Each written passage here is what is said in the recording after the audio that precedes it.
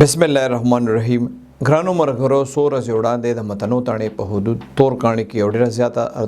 دردناکه پیښه شوې وه. د اووم کلاس یو سټوډنټ لګي شوی او د کرکټ میچ دوران کې بل سټوډنټ چې کوم دی هغې وژلی و، دا یې په کاڼي باندې په سار وهلی و. دا دواړه چې کوم دي دا دواړه ډېر ښه ملګري او په دغه علاقې کې به کرکټ دی مطلب سرپرستی کوله د کرکټ د میچونو. دې حوالې سره اول تاسو د واقعي ډیټیل در کوم او بیا ویم چې یاره دا زموږ په کشرانو باندې دا چې کوم موږ مشرانو عملونه دي د کشرانو باندې څومره زیات اثر کړی دی. نو اول به د واقعي ډیټیل تاسو دا ویم چې پنځه شپږ ورځې زړه واقعه ده دې کې چې کوم اف ای آر شوی په متنو تاڼې کې. نو د هغې ډیټیل څه داسې و چې عید بادشاه سکنا تورکاڼي متني قطر کالونه د ریپورټ درج کړی او ویلو چې یاره زه په کور کې موجود وم. د خورۍ د ریحان دغه نوم دی، د پلار نوم یې محمد عمر، د داسې 12-13 سال عمر و. د ماما ریپورټ کوي عید بادشاه چې یاره ما ته پته چا وویل چې یاره ریحان چې کوم دی په کرکټ کې چا سره جګړه کړې ده او چا په کاڼي باندې په سار وهلی دی او دی بېهوشه دی. دی وایي چې کله زه رالم نو ریحان بېهوشه پروت و او خپل ملګري دی په کرکټ کې وران شوي دواړه سره. نو هغه په دې سر باندې په کاڼي والی و، دی بېهوش و. بیا دی د ریحان اوچت کړی دی، اسپتال ته بوتلو د علاج دپاره، خو ده بیا په لاره کې ساه ورکړې ده. دی وایي چې کله بیا ما معلومات وکړل چې یاره دا ریحان چا وهلی دی نو خلکو ورته ووایي چې یاره دی ریحان دغلته کرکټ کو او کرکټ میچ کې دی دغلته بل د ملګری دی زاهد، هغه سره په دې کرکټ میچ کې د رنزونو په خبره باندې وران شو. یو وی چې 20 رنز دي، بل وی چې 22 رنز دي. په دې دا دواړو خپلو کې په دې جګړه کړې ده او زاهد لګي شوی دی. وایي هغه کاڼی راواغشتو، دی په دې سر پې وویشتو د ریحان، دی بېهوشه شو. بیا څنګه چې ما تاسو ته وایي وروستو دی وفات شو. د علاقې د خلکو د پولیس او د مدعي وینا دا ده چې دا زاهد او کوم هلک چې مړ شوی د ریحان دا دواړه ډېر نږدې ملګري وو. دغلته به چې کم کرکټ میچونه کېدل نو د هغې دې دواړو به د هغې مشري کوله. دواړه چې کم دي دا د شپږم اووم کلاس سټوډنټان وو. دې حوالې سره چې بیا ما د ریحان باره کې نور تپوس وکړو نو د ریحان د فیملی باره کې راته چا وویل چې د ریحان پلار چې کوم و هغه څو کاله پهله په هنګو کې په ډزو کې لګېدلی و او هغه هلته مړ و. دا خویندې وروڼه و. د ریحان نه یو ورور مشر و، هغه په شپږم کلاس کې سبق پرېښی او بیا ریحان و یو یې وړه خور ده. ریحان وایي شپږم کلاس کې اوس اووم ته شوی و. هغه باره کې دا ویل کېږي چې هغه ډېر زیات ذهین و ریحان، د قرآن پاک په سبق کې او ډېر زیات دیندار هم و، خو کرکټ سره ډېر زیات شوق و او هغه به دغلته د خپل ټیم چې کوم دی هغې به مشري کوله. خو دا افسوسناکه پیښه وشوه. بیا دي چې تللی دي پولیس له نو دې کې پولیس د زاهد خلاف د 316 دفعې لاندې اف ای آر درج کړی دی. دې حوالې سره چې کله ما د پولیس نه تپوس وکړو نو هغه وایي چې یاره د دواړو هلکانو کوم هلک چې مړ د ریحان د هغه هم 12-13 سال عمر دی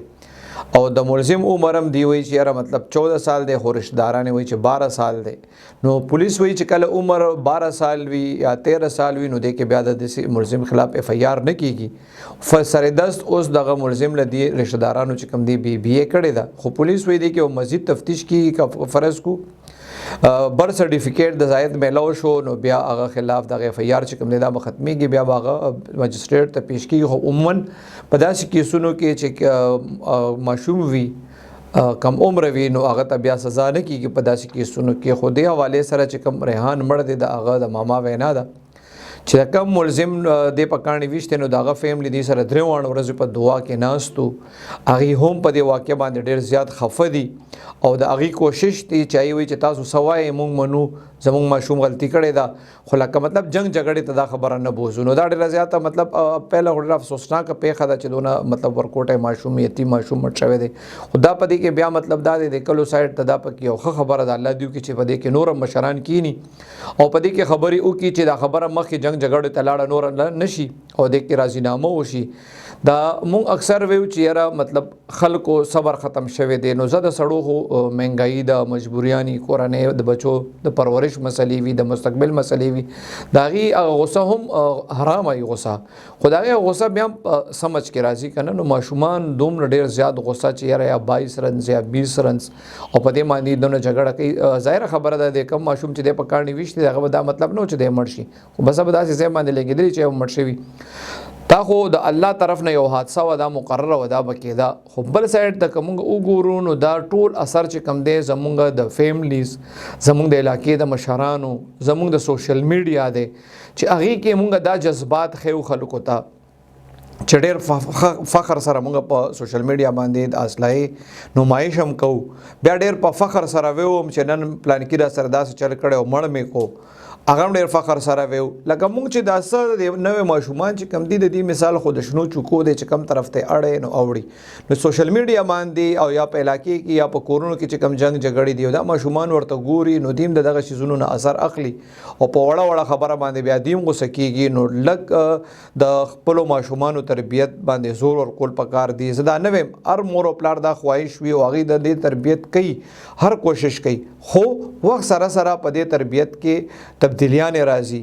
نو د بچو ډېر خیال ساتل پکار دي د جنگ جګړو نه د بچو په مخ کې د جنگ جګړو خبرې خو بالکل کول پکار نه موږ اکثر خلک کوي کنه په د رشتہ دارانو کې یا په فیم ممرګرتیا کې یا په علاقې کې چا د اثر نه لګي کنه نو هغه د بچو په مخ کې لګي چې داسې کار به سره کوم داسې کار به سره کوم نو دا بچي دا غینه بیا ډېر زیات غلط اثر لري نو الله دې د ریحان مور چې کوم د هغه حواله سره چې کوم رشتہ داران دي نه تاسو کوی اغلق سات له هوش کې راځي او بیا به هوش کېږي ځکه چې هغه د خاونم چې کوم دغه ډېر ځوان